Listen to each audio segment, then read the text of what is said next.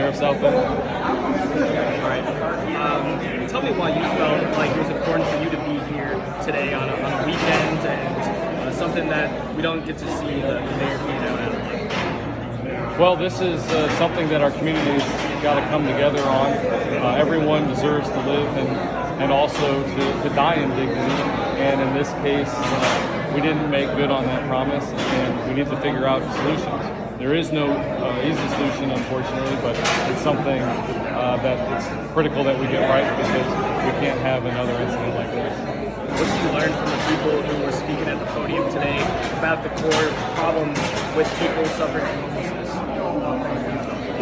Well, I mean, we've known the city's been more proactive in the last 3 or 4 years than we've ever been, but clearly we have more work to do. Not every case is exactly the same. Some folks are just down on their luck, others are struggling with addiction, and others with mental illness, and so there's a lot of pieces that have to come together for us to get this right. One of the ideas that was tossed out there is a 24-hour center for people with nowhere to go, so that they at least have some shelter. Do you think that's something that can be achieved? That's been a goal of the city for a while. It's something that we can work toward. The challenge is we got to get a safe building, an operator that's willing to do it, that's able to provide a safe shelter for individuals. It's not as easy as just getting a building and having beds on the floor. You've got to have, you've got to know what you're doing and things like that. So certainly would love for a partner to step up and be willing to offer that in a responsible way. So what are the next steps for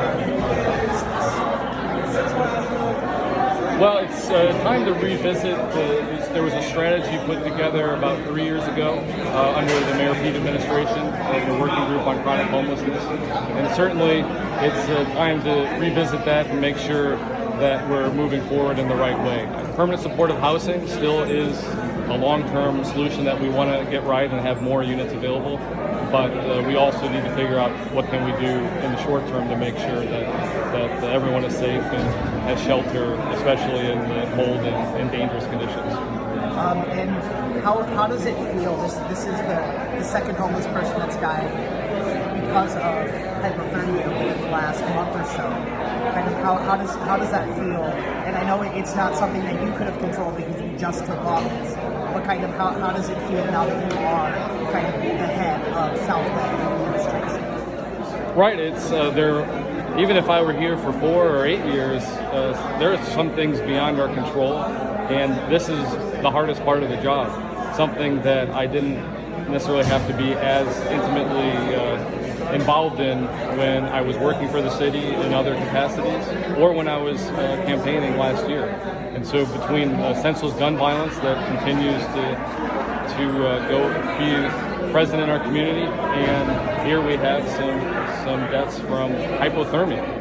This is, we're a leading nation in the world, and we're having people die in the streets from hypothermia. So it's certainly weighs heavy as what can we do, or is there more to do, and we're going to do everything that we can. I just want to shift gears real quickly, talking about what happened overnight. Do you have any reaction to the 2 shootings that left 1 person dead? I don't know all the details of these incidents right now, but certainly it seems to fit the pattern that we have a lot of work to do to come together and figure out how to stop the violence. All right, thank you so much. Thank you so much.